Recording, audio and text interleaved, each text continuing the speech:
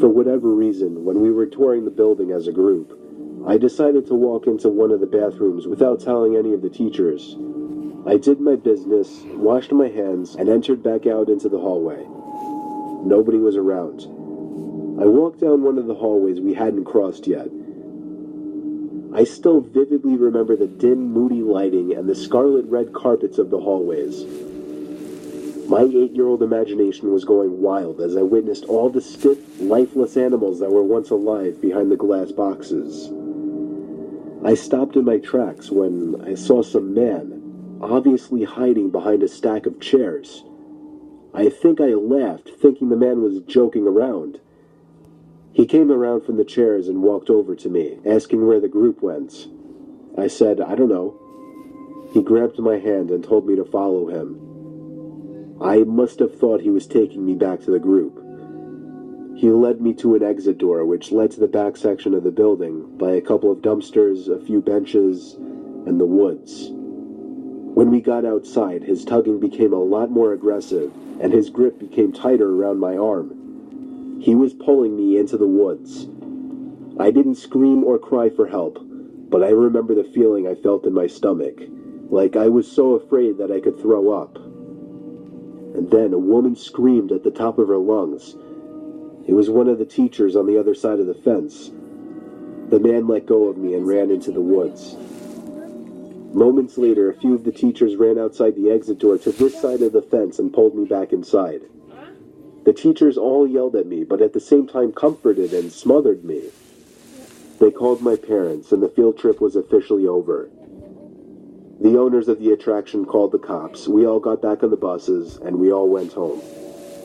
As my bus was leaving the parking lot, however, my observant 8-year-old self spotted the man crouching down in the woods near the road, hiding behind a branch, watching the buses pass. Once again, for whatever bizarre reason, I kept quiet. I was probably too shy at the time or just too shaken up to say anything. All the other kids looked at me weird the rest of the ride home. I didn't care. But I hope that man never found success in snatching an unsuspecting young child like myself at the time.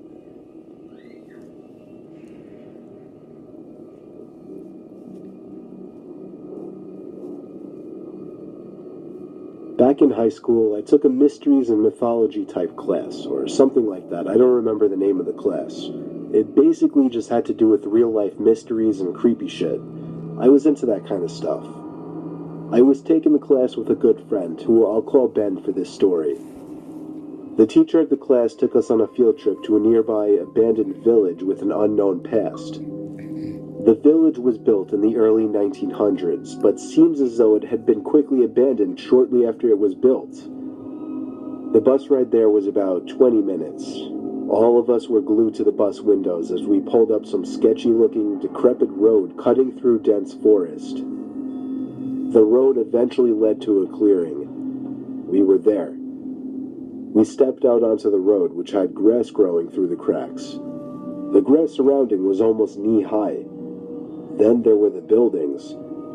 The tall, archaic brick buildings with the boarded-up windows all gave off such chilling vibes.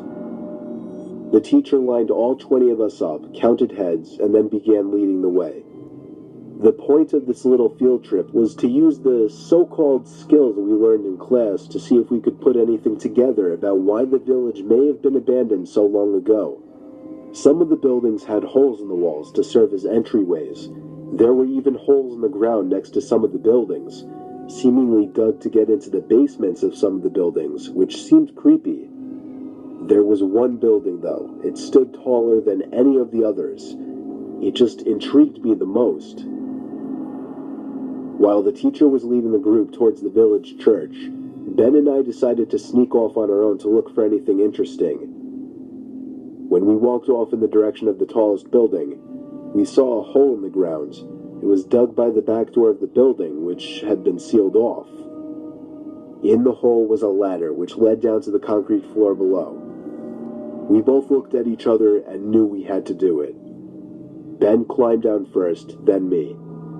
Luckily, this was just around the time Apple started putting flashlights on their phones, so we had a source of light. It was creepy down there. There were a couple of beer bottles, one graffiti tag on the wall, and dusty wooden planks everywhere. There was a wooden stairway which led up to complete darkness, since all windows and doors had been sealed shut from above. We had already gone as far as to enter the building, so we figured we'd go up the stairs too. I went first, and with each step, the creakiness of the 100-year-old wood made me feel as if I was going to fall through each and every step. Ben followed suit. This floor of the building was very tight. It seemed like there were many openings going off into different, smaller rooms. It was so dark in there, you would never even guess it was daytime. Ben and I were honestly starting to get creeped out in there, and agreed to go back outside. But just then, there was a noise in one of the tiny rooms, like a big rock hitting the concrete floor. A normal instinct would be to run, but Ben and I froze, locked eyes for a moment, then both tiptoed over to the opening of the room. We shined the lights into the room and ran. We ran back down the stairs and then up the rusty ladder back outside. We caught up to the group out of breath. We didn't say anything, though, to avoid getting in trouble. One of our classmates asked us what was wrong. We told him we snuck into one of the buildings, and in one of the rooms, when we shined the light into it, we saw 3 guys standing maybe 10 feet away from the doorway, facing Ben and I in a weird formation, as if they were waiting for us. As we continued following the group, we paid extra attention to the tall building we entered from the distance. And before leaving, we saw a person's face at one of the higher level windows that had not been boarded up. We never told the teacher in fear of getting in trouble. We didn't know what to think. Were those just homeless people living in there?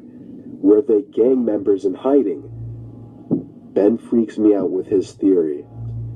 He says they... Powering off.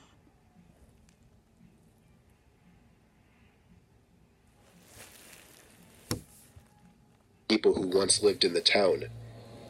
Still, the way the 3 guys were just hauntingly standing there so calmly, staring at us the moment we peeked our heads through that doorway, I still can't get that in. Paired. I may go back to that village one day, just to prove Ben's idea wrong. Maximum volume.